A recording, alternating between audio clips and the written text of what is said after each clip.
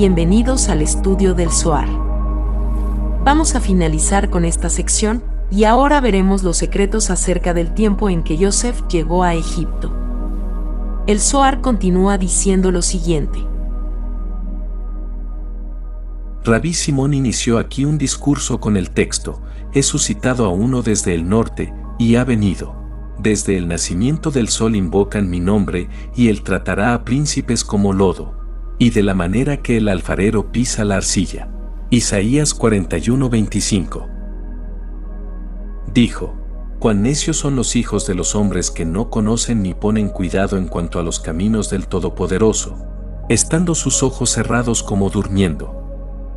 El Santo bendito sea hizo al hombre según la pauta superior, correspondiendo cada miembro a algo en el esquema de la sabiduría. Pues cuando todo el cuerpo del hombre ha sido debidamente modelado con todos sus miembros, el Santo bendito sea se asocia con él y pone en él un alma santa, como para enseñar al hombre a andar por los caminos de la Torá, y observar sus mandamientos para que pueda alcanzar su plena perfección. De ahí que mientras el alma santa aún se halla en el cuerpo del hombre, le corresponde multiplicar la imagen del Rey en el mundo. En esto se involucra un pensamiento esotérico, o sea que exactamente como la corriente celestial fluye siempre sin interrumpirse, así debe el hombre ver que su propio río y fuente no cese en este mundo. Y mientras un hombre fracasa en su propósito en este mundo, el Santo bendito sea lo desarraiga y lo vuelve a plantar una y otra vez. Observad entonces el significado de las palabras: yo suscité uno desde el norte, y él vino. Donde el suscitar alude al levantarse y agitarse del deseo de un hombre de unirse con una mujer en este mundo, que se origina del norte. Mientras que las palabras, y el vino, aluden al alma santa que desciende de lo alto, de donde el Santo bendito sea la envía, y viene a este mundo para entrar en un ser humano, como se dijo antes. La frase, desde el nacimiento del sol, alude al lugar de ese río celestial perpetuamente fluyente, de donde el alma sale y es iluminada. Luego, las palabras, y él tratará a príncipes como lodo, significa las fuerzas celestiales que causan un levantamiento en las almas arriba, correspondiente a la agitación del hombre en su cuerpo. Pues es con este propósito que el Santo bendito sea crea almas en parejas y las envía abajo, al mundo, de modo que pueda haber compañerismo en lo alto y en lo bajo, y pueda ser bendecido el manantial de todo. El Santo bendito sea él ha hecho al hombre para que siempre pudiese andar en sus caminos, y nunca cortará su fuente y manantial. Pues si un hombre corta su manantial sobre la tierra y hace que se seque, es como si causara la ausencia de las aguas del río celestial, como se describe en las palabras: las aguas del mar faltan y el río es vaciado a seco. Job 14:11. Pues en cuanto el hombre fue establecido en este mundo según la pauta del mundo superior, aquel cuya fuente deja de producir debido a su no tomar mujer, no tiene remedio, y de él se dice: aquel que es torcido no puede ser enderezado. Eclesiastés 1:15. Por otra parte, el que tomó una mujer pero no fue bendecido con descendencia, puede redimirse por su pariente cercano, por su hermano. El que muere sin dejar hijos no pasará la cortina del cielo y no tendrá parte en el otro mundo, y su alma no será admitida al lugar donde todas las almas se reúnen y su imagen será excluida de allí. De uno así está escrito: esta alma será eliminada de delante mío. Siendo tal el caso, Dios ha provisto para un hombre así un redentor que lo redima de las manos de los ángeles destructores, o sea, su hermano que está cerca de él. Así, la Escritura dice: si hermanos moran juntos, en Deuteronomio 25:5. Y también, entra en la esposa de tu hermano y cumple en ella el deber del hermano, del esposo. Porque el alma de tal hombre no llega ante la presencia del Santo bendito sea, sino que permanece afuera, pues no ha logrado irradiar luz en este mundo por medio del cuerpo. El que no ha logrado en este lugar debe ir a otro lugar donde pueda tener mejor fortuna. Cuando la leña arde sin llama, si se la remueve, aviva la llama y produce luz. El hombre se compara a la leña, como está dicho, porque el árbol del campo es hombre, en Deuteronomio 20:19. Y bien, un hombre que come y bebe y se casa, pero no es bendecido con hijos, es como la madera que quema sin dar luz alguna, es decir, su alma no fue iluminada en su cuerpo presente y ha quedado en la oscuridad. Está escrito, no para un desierto la creó, sino que para ser habitada la formó. Isaías 45:18. Es decir, el Santo bendito sea hizo al hombre para este propósito, y así trató benignamente al mundo. Observa el texto de la Escritura. Y Abraham tomó otra mujer y el nombre de ella era Keturá. Hay aquí una alusión al alma que después de la muerte viene a la tierra para ser construida como antes. Observa que del cuerpo está escrito, y agradaba al Eterno aplastarlo con la enfermedad, para ver si su alma se ofrecería en restitución, para que él pudiese ver su simiente y prolongar sus días, y que el propósito del Eterno pudiese prosperar por su mano. Isaías 53:10. Es decir, si el alma desea ser rehabilitada, debe ver simiente, pues el alma revolotea en torno y está pronta a entrar en la simiente de la procreación, y así él prolongará sus días, y el propósito del Eterno, es decir, la Torá prosperará en su mano. Pues aunque un hombre trabaje en la Torá día y noche, si su fuente permanece sin fruto, él no encontrará lugar por el cual entrar en la cortina celestial. Como ya se señaló, cuando un pozo de agua no es alimentado por su fuente y manantial, no es pozo, pues el pozo y la fuente son uno y tienen un simbolismo conjunto.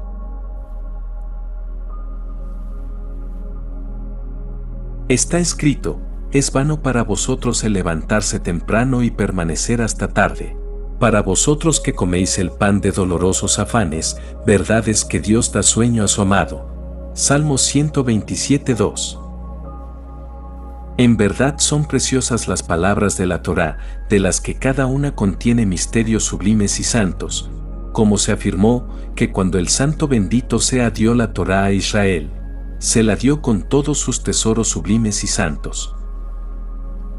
Las palabras, es vano para vosotros el levantarse temprano, se dirigen a aquellos que son solteros, no exhibiendo la unión propia de varón con mujer.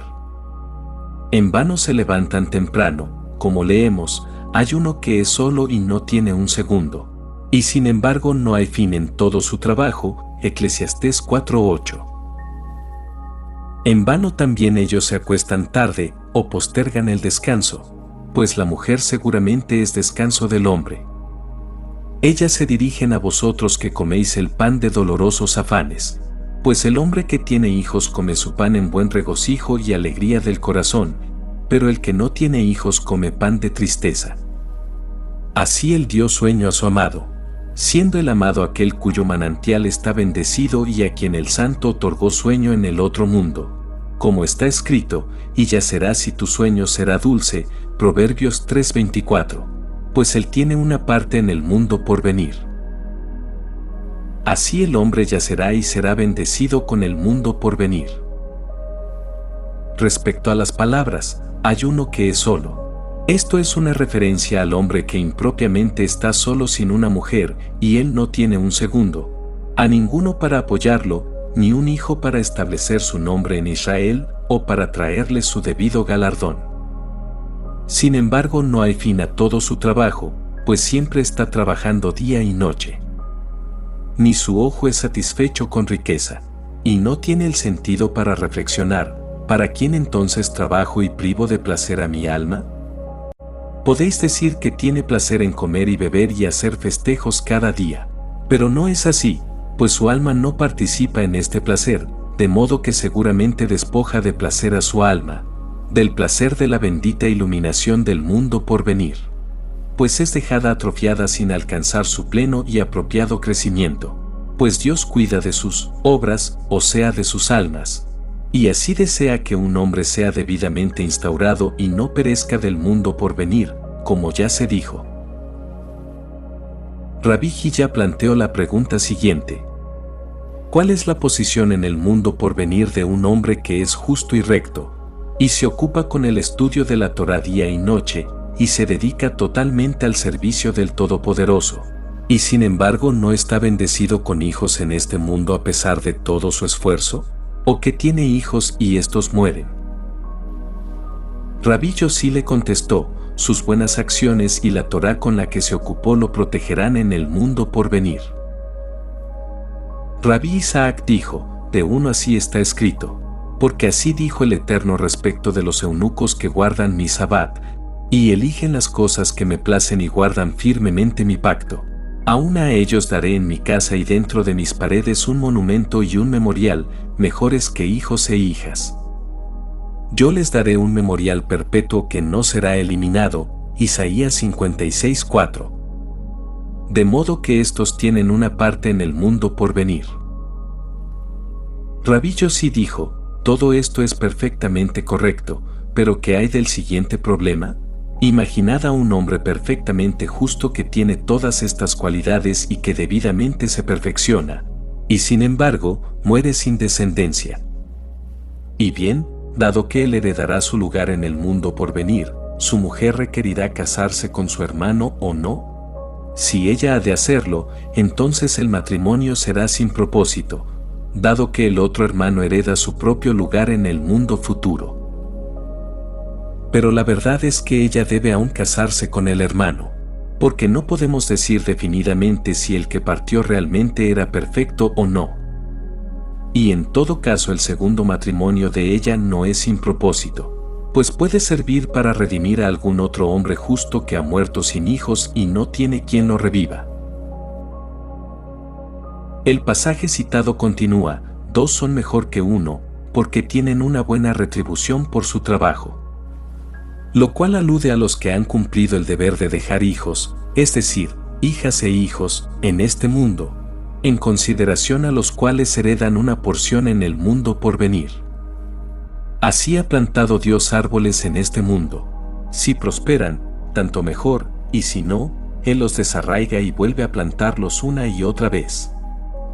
Así, todos los caminos del Santo bendito sea lo son con el propósito de lograr el bien y la perfección del mundo.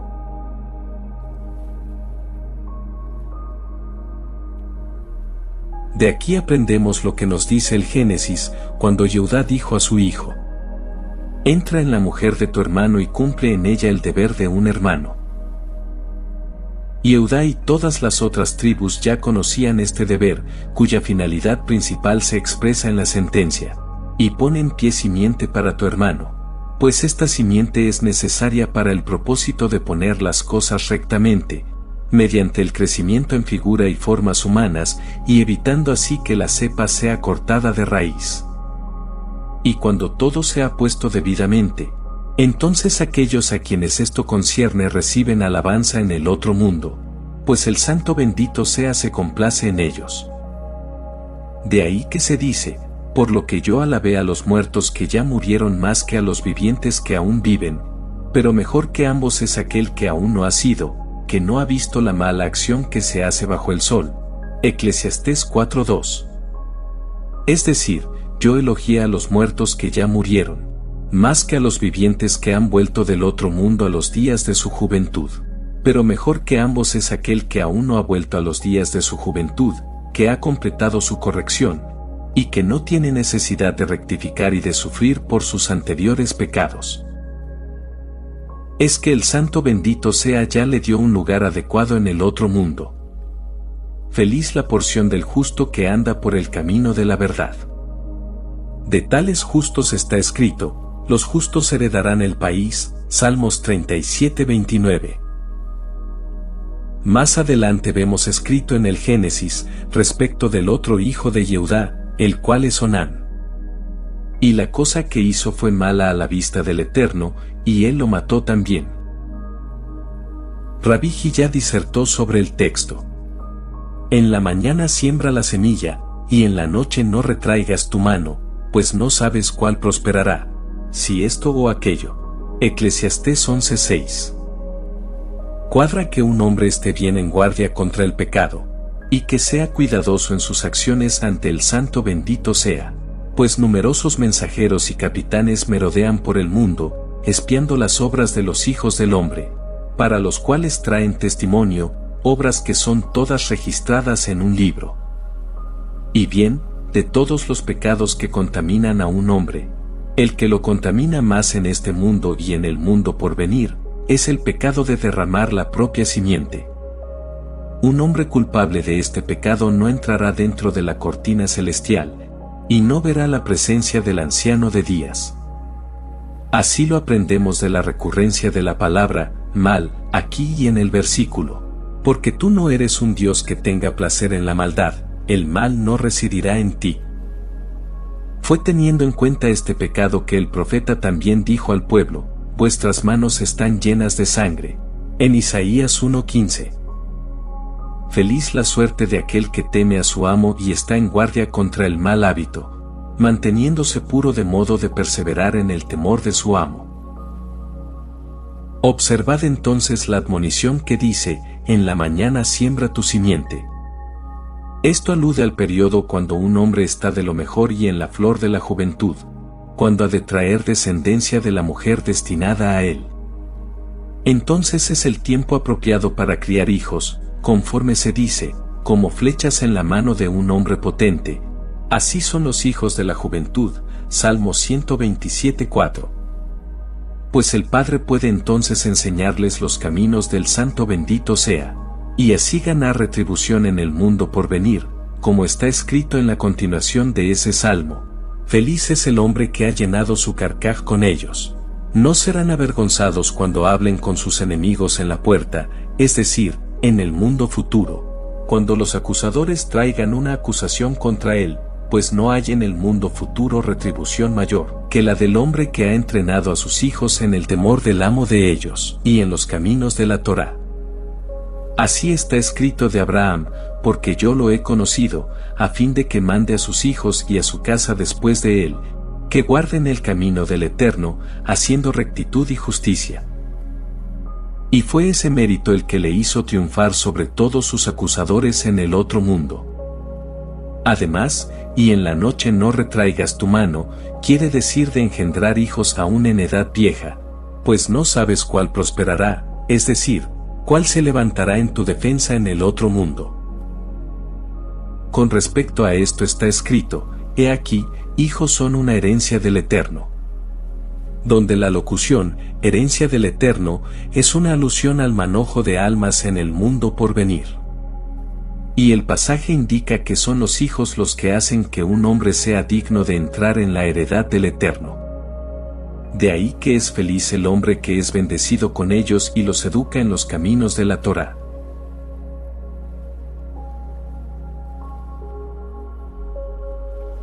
Enseguida el Génesis dice, y ella quitó de sí las vestiduras de su viudez. Ella es Tamar, la cual no logró engendrar de los hijos de Yehuda porque ninguno de ellos quiso allegarse a ella, sino que más bien derramaban su simiente en el suelo, y ese fue el motivo por el cual ellos murieron.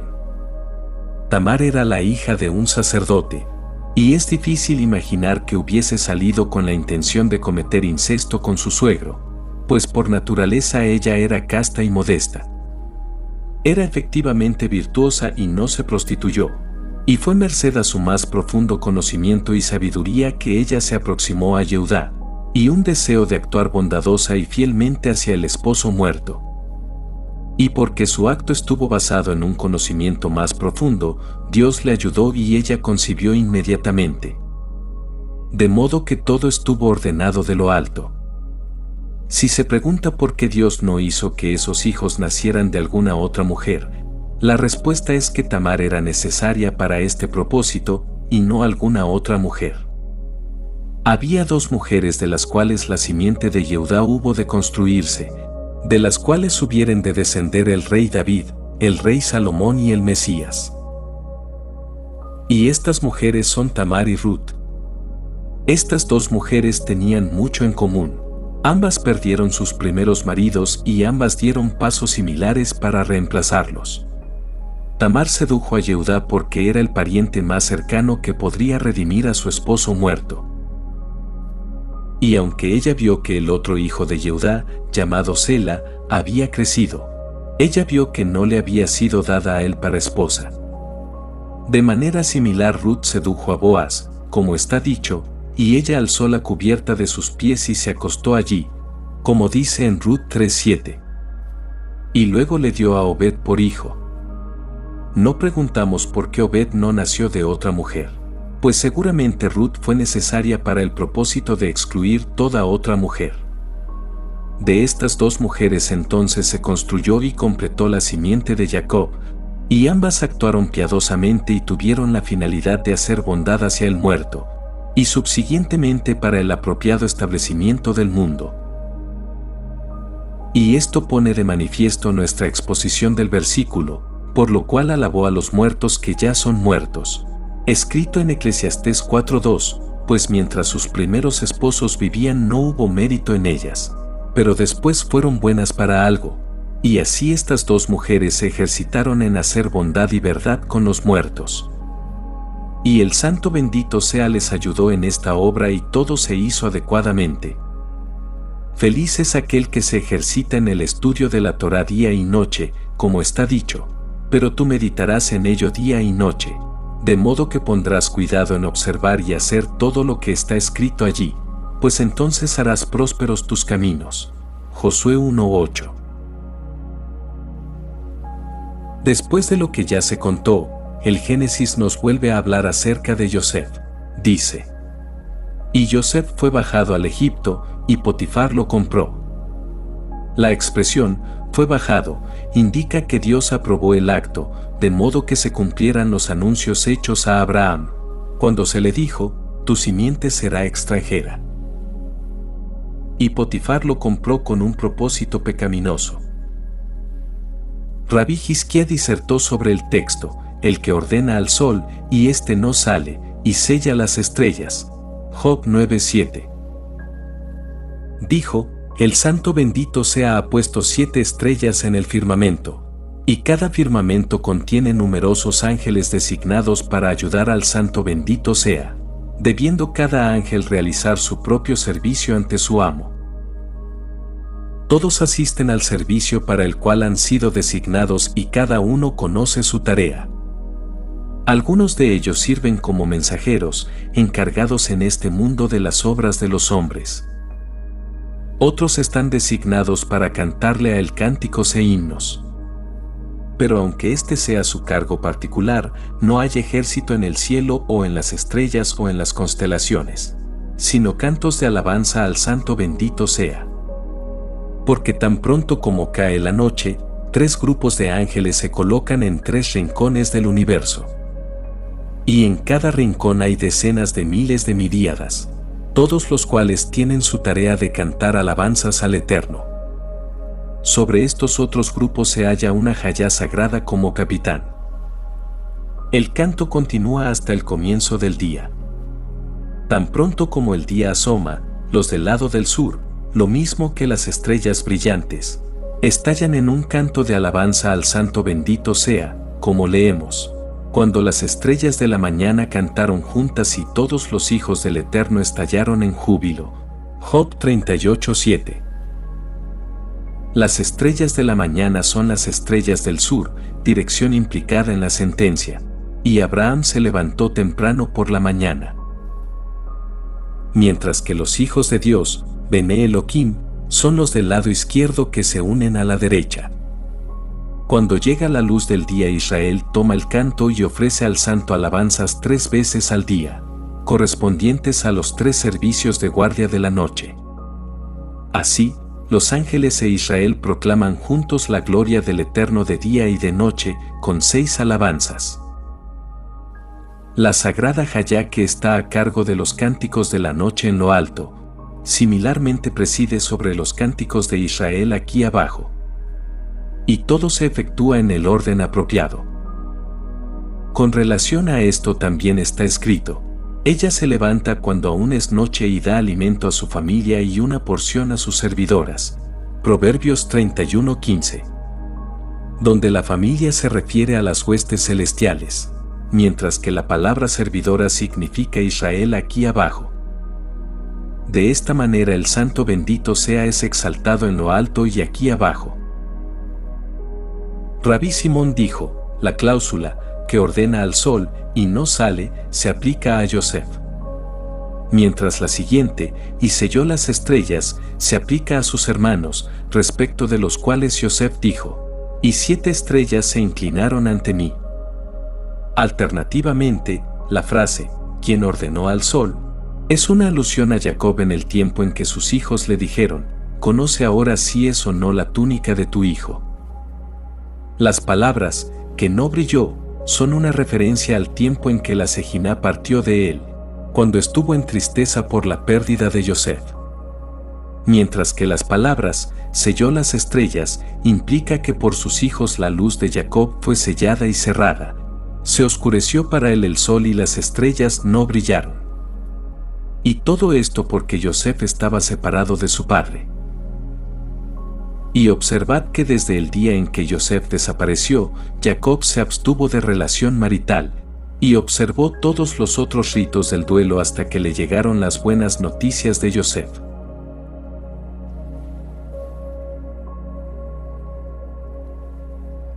El Génesis dice ahora: y el Eterno estaba con Yosef, y él era un hombre venturoso, y él estaba en la casa de su amo el egipcio. Rabí Yossi citó aquí el versículo, porque el Eterno ama la justicia y no abandona a sus santos. Ellos son preservados para siempre. Salmo 37:28. Observad que por donde anden los justos, el Santo bendito sea los protege y nunca los abandona, como dijo David. Aunque ande por el valle de las sombras de la muerte, no temeré el mal, porque tú eres conmigo. Tu vara y tu báculo me confortan. Salmo 23:4. Por donde anden los justos la Sejiná los acompaña y no los abandona.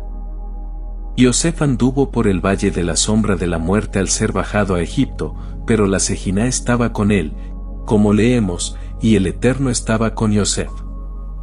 Y por razón de la presencia de la Sejiná prosperó en su mano todo lo que hizo. Y aun si tenía algo en su mano y su amo quería algo de especie diferente, se cambiaba en su mano en la especie que su amo quería. De ahí que está dicho, hecho para prosperar en su mano, por la razón de que el Eterno estaba con él. Obsérvese también que aquí no está escrito, y su amo sabía, sino que dice, y su amo veía. Lo que significa que cada día vio con sus ojos los milagros que Dios efectuaba por la mano de Yosef. De ahí, el Eterno bendijo la casa del egipcio en consideración a Yosef. Dios cuida a los justos y en consideración a ellos también cuida a los inicuos, de modo que los inicuos reciben bendiciones mediante los justos. Así encontramos que está escrito, el Eterno bendijo la casa de Obed-Edom, por causa del arca de Dios, escrito en el segundo libro de Samuel 6:12. Otros son sostenidos en consideración a esos justos, pero no son capaces de sostenerse o salvarse por sus propios méritos. Así Yosef, aunque su amo fue bendecido en consideración a él, no pudo escapar del amo por sus propios méritos y ganar su libertad. Después hasta fue arrojado en el calabozo, como leemos, sus pies ellos dañaron con grillos. Su persona fue arrojada en hierro, Salmo 105:18. Hasta que el Santo bendito sea lo liberó, y lo hizo gobernante sobre todo el país de Egipto, y así está dicho. Y él no abandona a sus santos, ellos son preservados por siempre. El Santo bendito sea protege a los justos en este mundo y en el mundo por venir, como está escrito. Así todos los que se refugian en ti se regocijan, siempre vociferarán de alegría y tú los protegerás. Que aquellos que aman tu nombre sean exaltados en ti. Salmo 5:12. Después el Génesis dice: y aconteció después de estas cosas que la esposa de su amo. Rabí Hillá disertó sobre el texto: bendecid al Eterno, vosotros sus ángeles, vosotros potentes en fuerza, que cumplís su palabra, escuchando la voz de su palabra. Salmo 103:20. Dijo: ¿en qué medida grande corresponde que un hombre se cuide del pecado y siga por la senda recta, de modo que el mal instigador, su asaltante diario, no lo desvíe? Y como él asalta al hombre perpetuamente, corresponde que el hombre lo enfrente con toda su fuerza, y se atrinchere en el lugar de la fuerza. Porque así como el mal instigador es poderoso, así corresponde que el hombre sea aún más poderoso. Y los hijos de los hombres que lo superan en poder son llamados, poderosos en fuerza, tratándolo a su propio modo, y son los ángeles del Eterno, que vienen del lado de la Geburá para tratar con él con potencia. Uno así fue Yosef, a quien se llamó justo y guardó en pureza el signo del pacto santo impreso en él. Rabí Eleazar dijo, en el verso que dice, después de estas cosas. La palabra, después, alude aquí al mal instigador, siendo como es el nombre de un grado, como lo dijimos. Yosef se expuso a sus acusaciones porque acostumbraba prestar gran atención a su apariencia personal. Esto dio al mal instigador ocasión para decir, ve, su padre guarda duelo por él, y él se engalana y se riza el cabello. Por eso la severidad fue azuzada contra él. Cuando Dios recorre el mundo y lo observa con la intención de juzgarlo y encuentra allí gente inicua, entonces, según las palabras de la Escritura, Él cierra el cielo, de modo que no haya lluvia y el suelo no produzca su fruto. Deuteronomio 11:17. Por los pecados de los hijos de los hombres, cielo y tierra se clausuran y no realizan sus funciones. Y bien, los que no guardan en pureza el santo pacto dan lugar a una división entre Israel y su Padre en el cielo. Así la Escritura dice, y os apartáis y servís a otros dioses y los veneráis. Entonces Él cierra el cielo, para que no haya lluvia. Porque ser falso hacia el pacto santo equivale a inclinarse ante otro Dios. Pero cuando el pacto sagrado es guardado adecuadamente por la humanidad, Dios derrama bendiciones desde arriba sobre este mundo, como leemos, una lluvia generosa derrama hacia abajo. Oh Dios, a tu heredad y al fatigado reanimaste. Salmo 68:10. Una lluvia generosa es una lluvia de favor, en un tiempo en que la comunidad de Israel encuentra favor a los ojos del Todopoderoso, y Él desea derramar sobre ella bendiciones. Entonces tu heredad, es decir Israel, que es la heredad del Santo, como está dicho, Jacob el destinado de su heredad, y el fatigado, es decir, la comunidad de Israel, fatigada en un país extraño, que jadea de sed de beber, entonces, con esa lluvia de favor tú reanimas. De ahí que cielo y tierra con todos sus ejércitos son sostenidos por ese pacto, como dice la Escritura. Si no fuera por mi pacto con el día y con la noche, y si yo no he puesto las ordenanzas del cielo y de la tierra, serían como si yo no las hubiera hecho, escrito en Jeremías 33:25. De ahí que primero está escrito, y Yosef era de forma hermosa y bello para mirarlo, e inmediatamente después dice que, la mujer de su amo dirigió su mirada sobre Yosef.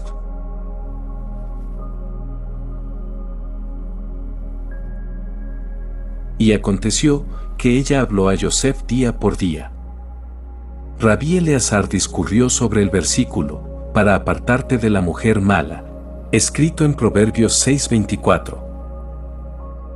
Dijo, felices los justos que conocen los caminos del Todopoderoso y lo siguen, pues ellos se dedican a la Torá día y noche. Y quien se dedica a la Torá día y noche hereda dos mundos, el mundo superior y este mundo de abajo. Hereda este mundo, aun cuando no estudia la Torá por el mérito de ella. Y hereda el otro mundo, si estudia la Torá por el mérito de ella. Así está escrito, largura de días hay en la mano derecha de ella, en su mano izquierda hay riqueza y honor. Proverbios 3:16. Es decir, quien camina hacia la derecha de la Torá tiene largura de vida en el mundo por venir, donde será investido con la gloria de la Torá, que es la gloria más verdadera y la corona de las coronas. Pues la corona de la Torá está en el otro mundo. Pero además, en su mano izquierda hay riqueza y honor, es decir, en este mundo, aun para aquel que no estudia la Torá por consideración a ella. Cuando Rabí Hillá vino de Babilonia a la tierra de Israel, estudió la Torá hasta que su rostro brilló como el sol. Y cuando los estudiosos de la Torá se ponían de pie ante él, él decía: «Este estudia la Torá por su propio mérito», o «Este no estudia la Torá por su propio mérito». Para los primeros rogaría que siempre retuvieran esa estructura mental y merecieran así el mundo por venir. Para los segundos oraba que su corazón cambiara, de modo que estudiaran la Torá por consideración a ella y merecieran vida eterna.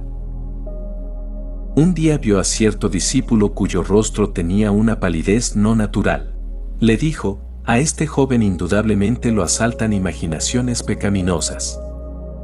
Entonces lo tomó de la mano y lo interesó en las palabras de la Torá, hasta que volvió a una mejor configuración mental. Desde ese día el discípulo resolvió no dar más curso a malos pensamientos, y sí al estudio de la Torá por su propio mérito. Rabí Yossi dijo: «Cuando un hombre advierte que lo atacan malos pensamientos, ha de estudiar la Torá y esta voluntad arrojará esos pensamientos». Rabí Eleazar dijo: «Cuando el lado malo viene a seducir a un hombre, él ha de empujarlo y arrastrarlo hacia la Torá, y entonces lo va a soltar». Porque hemos aprendido que, cuando el lado malo se levanta ante el Todopoderoso, para acusar al mundo por sus malos actos, el Santo bendito sea con piedad suministra a los hijos de hombres un recurso con el cual escapar al acusador, de modo que no tenga poder sobre ellos o sobre sus acciones. Este recurso consiste en el estudio de la Torá, que lo salvará del poder malo, como está escrito: «Porque el mandamiento es una lámpara, y la enseñanza, la Torá, es luz, y las amonestaciones morales son el camino de la vida». Así vemos que después dice: «Para guardarte de la mala mujer, de la suavidad de la lengua ajena». Esto indica guardarte del lado de la impureza, que perpetuamente acusa a los hijos de los hombres ante el Todopoderoso. Y mientras aquí abajo seduce a los hombres para apartarlos de la senda recta, en lo alto se ocupa con señalar los pecados de los hombres y con acusarlos, de modo que puedan ser entregados a su poder, de la misma manera en que actuó hacia Job. Especialmente en los periodos cuando Dios está sentado en juicio sobre el mundo, se levanta para acusar a los hombres y enumerar sus pecados. Pero Dios tuvo compasión de Israel y lo proveyó de un recurso para escapar del acusador, recurso que es el shofar, que se ha de sonar en el día de Año Nuevo. Y también el chivo expiatorio, que ellos dan en el día de la expiación, para que los acusadores dejen solos a los hijos de Israel y se ocupen con su propia suerte. De esto está escrito: «Los pies de ella bajan a la muerte, los pies de ella están en el mundo inferior». Proverbios 5:5. Pero de la fe verdadera se dice: «Los caminos de ella son caminos de agrado, y todas las sendas de ella son paz». Proverbios 3:17. Esto se refiere a los caminos y sendas de la Torá. Tenemos aquí los dos caminos opuestos, el uno de bienestar, el otro de muerte. Feliz es la suerte de Israel que fielmente adhiere al Santo, que le ha ofrecido un medio para escapar de los otros lados, porque Israel es un pueblo santo, la heredad y la parte de él. Felices son los hijos de Israel en este mundo y en el mundo por venir. Cuando el lado malo desciende y merodea por el mundo y ve las obras de la humanidad, y como los hombres actúan perversamente en el mundo, asciende y los acusa. Y si no fuera que el Todopoderoso tiene compasión de las obras de sus manos, por el acusador nadie quedaría en el mundo. Así leemos: «Y aconteció que ella habló a Yosef día a día». Es decir, el acusador asciende cada día y trae tantos malos informes y calumnias para destruir la humanidad. Pero él no la escuchó, porque tiene compasión del mundo. No la escuchó para estar con ella, o sea, no permitió al acusador que ejerza dominio sobre el mundo, cosa que no puede hacer sin obtener autorización.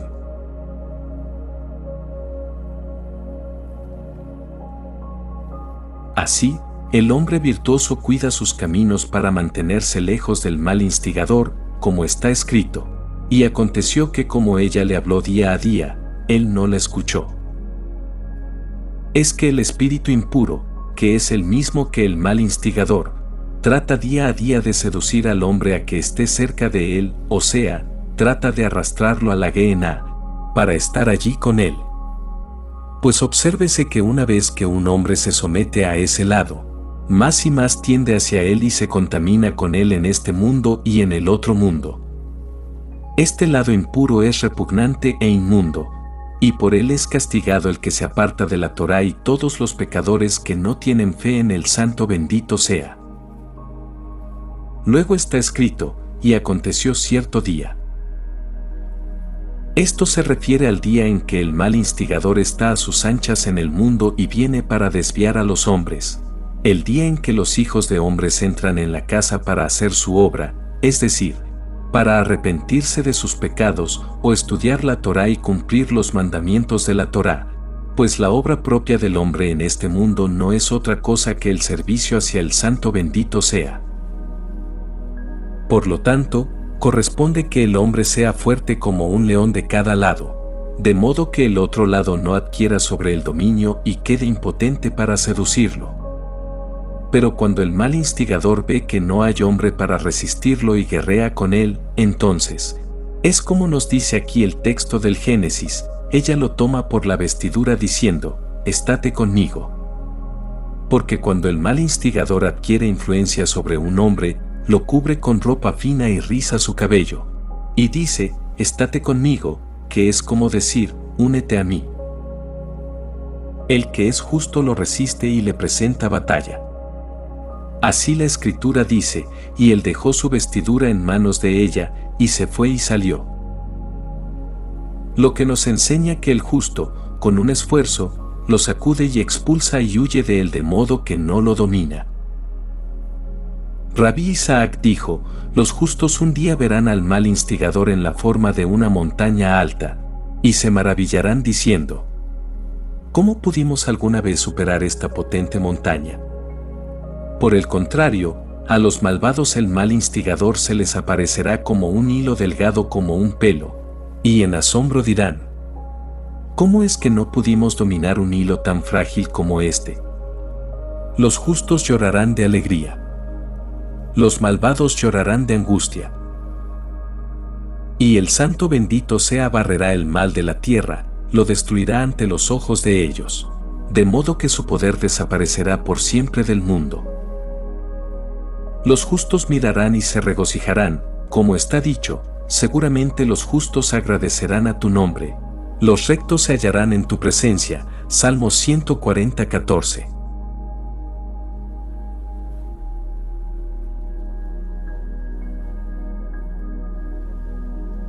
Respecto a lo acontecido a Yosef en la casa de Potifar, y como la mujer quería inducirlo en depravaciones, se irá viendo conforme el Zohar vaya avanzando. Ahora, el Zohar pasa al siguiente tema. Y aconteció después de estas cosas, que el copero del rey de Egipto y su panadero agraviaron. Rabí Yehudá comenzó su discurso con el texto de Amós 3:4. ¿Rugirá un león en la selva cuando no tiene presa? ¿Un cachorro de león hará oír su voz desde su guarida si no ha capturado nada? Aprovecha bien a un hombre el ser asiduo en el culto del Santo bendito sea, porque entonces su temor y terror están sobre toda criatura. Porque cuando Dios creó el mundo, hizo a cada criatura a su propia semejanza. Y finalmente Él creó al hombre en la imagen superior, y le dio dominio sobre todo mediante esta imagen. Porque mientras un hombre vive, las otras criaturas lo miran, y al percibir la imagen superior se estremecen y tiemblan ante él, como leemos, y el miedo de ti y el pavor de ti será sobre toda bestia de la tierra, y sobre toda ave del aire. Génesis 9:2. Pero esto solamente es así cuando saben de tal imagen y alma en él. Pero cuando un hombre no sigue por los caminos de la Torá, esa imagen divina se altera y las bestias del campo y los pájaros del cielo adquieren poder sobre él. Y es así porque la imagen divina en él, la forma que hace de él un hombre, está cambiada. Observa cómo Dios modificó el orden de la naturaleza con el fin de ejecutar su propósito. Porque la forma de Daniel no cambió aún cuando fue arrojado en la cueva de los leones, y entonces fue salvado. Rabí Hizquía dijo, si es así, porque está dicho, mi Dios envió su ángel y ha cerrado las bocas de los leones y ellos no me dañaron, en Daniel 6:23. Rabí Yehuda respondiendo dijo, la imagen divina del hombre justo es el mismo ángel que cierra las bocas de las bestias y las encadena, de modo que no le causen daño. De ahí las palabras de Daniel, mi Dios mandó su ángel. Es decir, el que lleva la impronta de todas las imágenes del mundo y firmemente fijó mi imagen en mí, cerrando a la vez las bocas de los leones y privándolos de poder sobre mí. De ahí que el hombre ha de mirar atento a sus caminos y sendas, para no pecar ante su amo y para preservar la imagen de Adán. Ezequiel cuidó su boca de alimento prohibido, como está escrito, ni tampoco entró en mi boca carne aborrecible, Ezequiel 4:14. Y por eso fue dignificado con el título de hijo de Adán. De Daniel también está escrito, pero Daniel se propuso en su corazón no contaminarse con el alimento del rey, ni con el vino que él bebía, Daniel 1:8. En virtud de lo cual conservó la imagen de Adán. Porque todos los seres del mundo temen la imagen de Adán, el cual es gobernante y rey sobre todo. Rabí Yossi dijo, por esta razón corresponde que el hombre esté en guardia contra el pecado y que no se aparte ni a la derecha ni a la izquierda.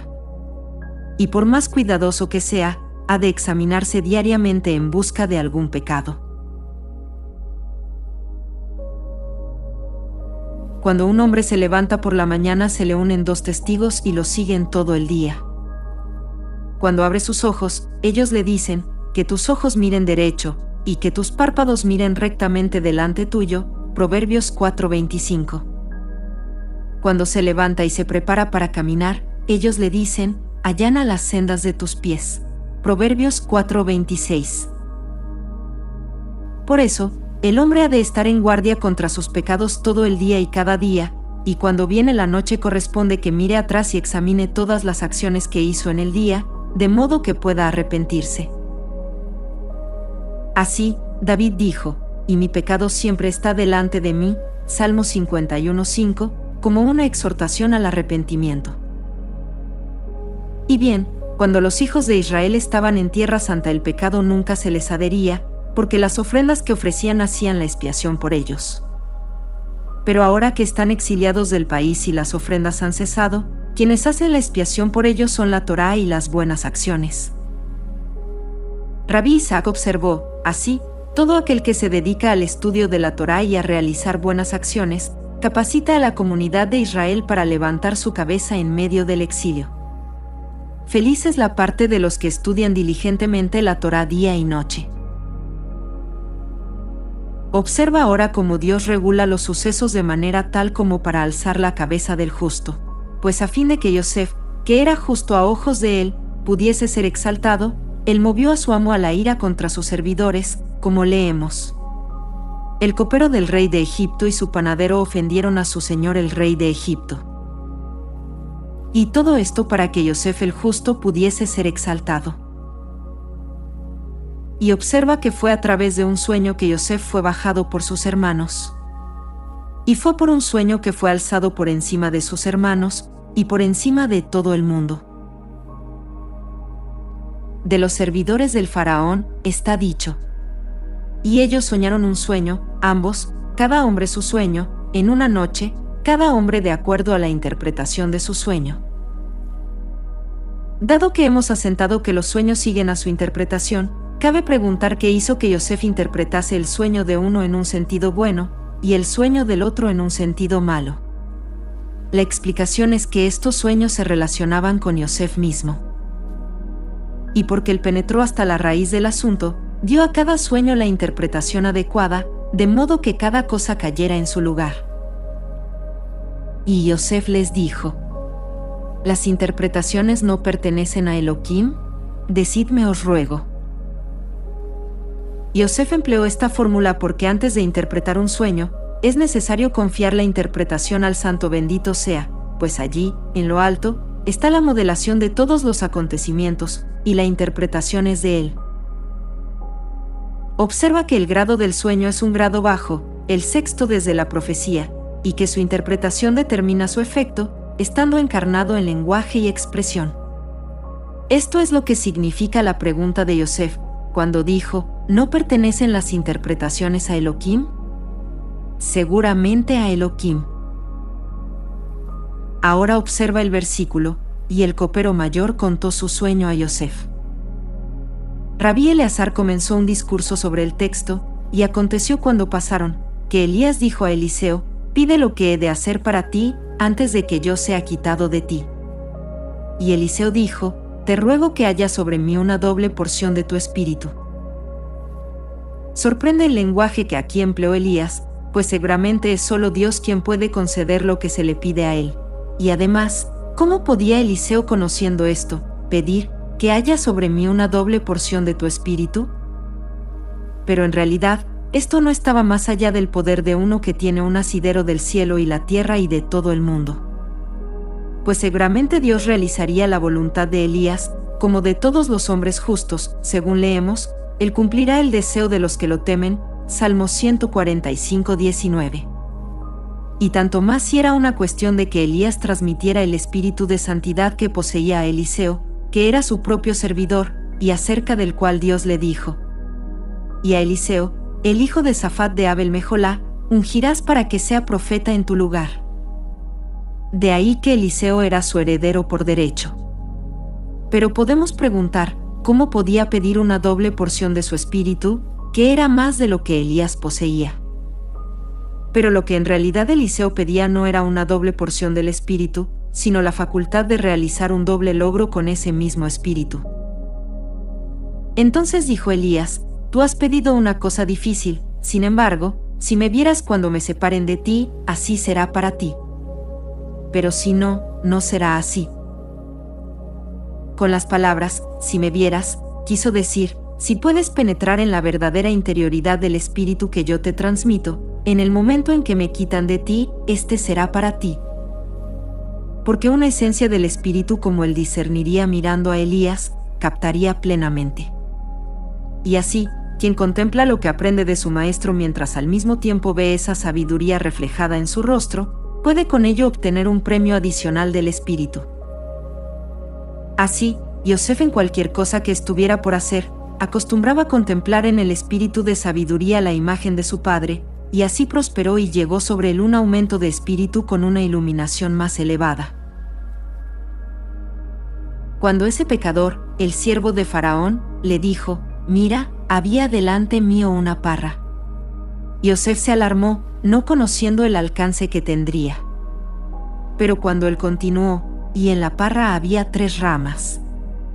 Inmediatamente se puso en acción el espíritu de Yosef y recibió un influjo de energía e iluminación, porque al mismo tiempo miró la imagen de su padre, y conoció el sentido de las palabras que oía.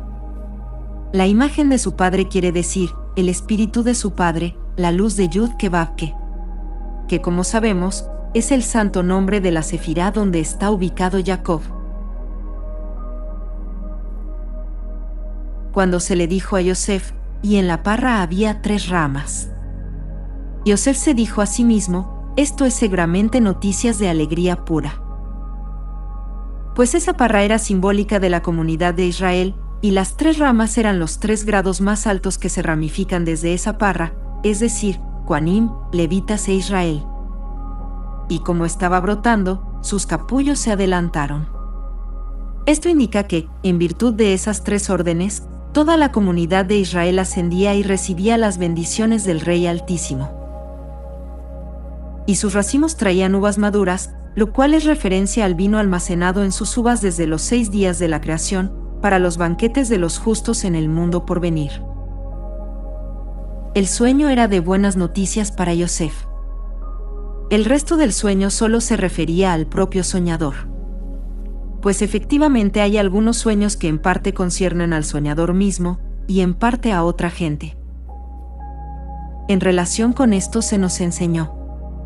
Ver uvas blancas en un sueño es de buen augurio para el que sueña, pero no así uvas negras. Y la razón de ello es que se trata de los dos emblemas de ciertos dos grados, uno del lado de lo bueno, el otro del lado contrario. En general, las uvas son una alusión a la fe, y de ahí que divergen dentro de dicha categoría, una especie al lado del bien y la otra al lado del mal, una que requiere ser exorcizada por la plegaria, la otra presagiando cuidado providencial. Observa que la mujer de Adán exprimió para el uvas, y con esto le trajo muerte y muerte para todo el mundo. Y también Noaj tomó esas uvas y no fue debidamente circunspecto, como está escrito, y él bebió del vino y se embriagó, y estuvo desnudo dentro de su tienda. De las mismas bebieron los hijos de Aarón, y ofrendaron sacrificios estando bajo la influencia del vino, como resultado de lo cual murieron.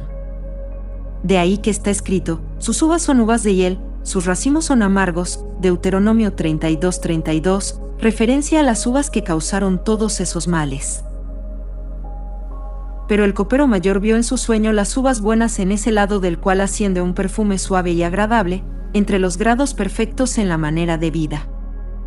Así Yosef, que penetró a la raíz de todo el asunto, interpretó rectamente el sueño, pues en cuanto el sueño contenía noticias buenas para él, interpretó el todo en un sentido favorable, y así se cumplió.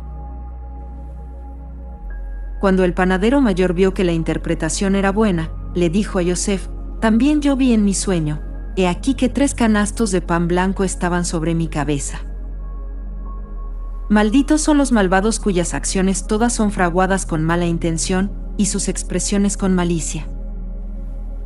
Tan pronto como el panadero mayor abrió su boca con la palabra af, que también puede significar ira, Yosef se alarmó, percibiendo que sus palabras serían de mal alcance. Y efectivamente, en las palabras, he aquí que 3 canastos de pan blanco estaban sobre mi cabeza, Yosef leyó enseguida las malas noticias de la destrucción del templo y del exilio de Israel. Porque observa el resto del sueño, dice, y los pájaros los comieron del canasto de encima de mi cabeza. Esto era una referencia a las otras naciones que se reunirían contra Israel, lo matarían, devastarían sus moradas, y lo dispersarían por los 4 rincones del mundo. Yosef notó todo esto y supo que ese sueño se refería a los hijos de Israel en el tiempo en que pecarían ante el rey. Así, lo interpretó inmediatamente en un sentido malo, cuya interpretación se cumplió en el soñador. Entonces, observa que los 2 sueños pertenecen a 2 grados diferentes, el uno vio al grado superior ascendiendo, y a la luna en su plenitud de luz. El otro vio la luna en oscuridad y bajo el dominio de la mala serpiente. Por eso Yosef miró atentamente en ese sueño y lo interpretó como de mal presagio. Rabí Yehudá comenzó un discurso sobre el versículo. Créame un corazón puro, oh Hashem, y renueva en mí un espíritu constante, Salmo 51:12. Dijo, el término, un corazón puro, encuentra su paralelo en el pasaje, por eso da a tu servidor un corazón comprensivo, escrito en Reyes 1:3-9. Y también en el verso de Proverbios 15:15, que dice, pero el que es de corazón alegre tiene una fiesta continua. Este es seguramente el corazón puro que David pidió. Las palabras, y renueva en mí un espíritu constante, indica el espíritu del que se habla en el pasaje. Y el espíritu de Elohim flotaba sobre la superficie de las aguas. Siendo este, como se señaló, el espíritu del Mesías. Al mismo se refiere la promesa, y pondré en vosotros un espíritu nuevo, Ezequiel 36:26. Así oró David por ese espíritu constante, pues en el lado izquierdo está el espíritu impuro al que se llama espíritu de perversidad, y que desvía a la gente. Y a este espíritu impuro se refiere esta sentencia, el Eterno mezcló en ella un espíritu de vértigo, Isaías 19:14. David rezó así, y renueva en mí un espíritu de continuidad. El término, renueva, también se refiere a la renovación de la luna, un periodo que contiene la seguridad de que David, rey de Israel, vive y existe.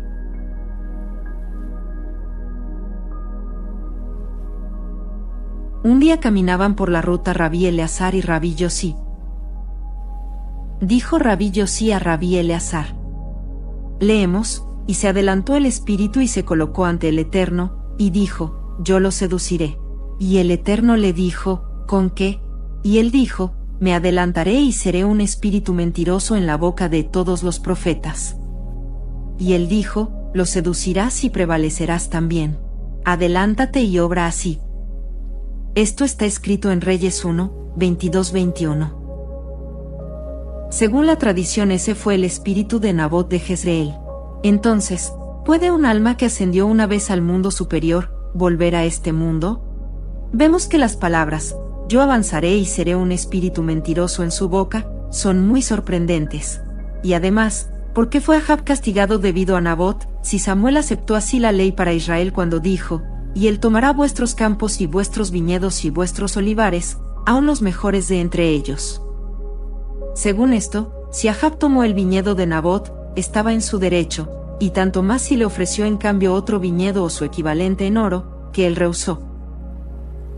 Rabí Eleazar dijo en respuesta, tu pregunta es apropiada. Obsérvese que la identificación tradicional de ese espíritu con el espíritu de Nabot, efectivamente suscita una dificultad. Pues, ¿cómo podría el espíritu de Nabot hallarse ante el Todopoderoso para pedir permiso de mentir? Si Nabot fue un hombre recto, ¿cómo podría pedir permiso para mentir en el otro mundo, ya que ese es el mundo de la verdad? Si más aún que en este mundo corresponde que el hombre justo se mantenga lejos de la falsedad, cuanto más entonces en el mundo superior.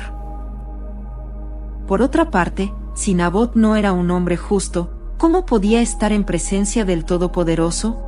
Pero la verdad es que Nabot no era bastante justo para hallarse en presencia del Todopoderoso, y ese espíritu era otro, que tiene poder en el mundo y continuamente asciende y se halla ante el Santo bendito sea, el mismo que descarría a la gente por medio de la falsedad. Y bien, el que está acostumbrado a mentir siempre volverá a mentir, y de ahí que está dicho, yo avanzaré y seré un espíritu mentiroso, a lo cual el santo respondió, avanza, y obra así, que es como decir, parte y sal de aquí. Esto concuerda con el siguiente texto de la Escritura, el que habla falsedad no se establecerá ante mis ojos, Salmo 157.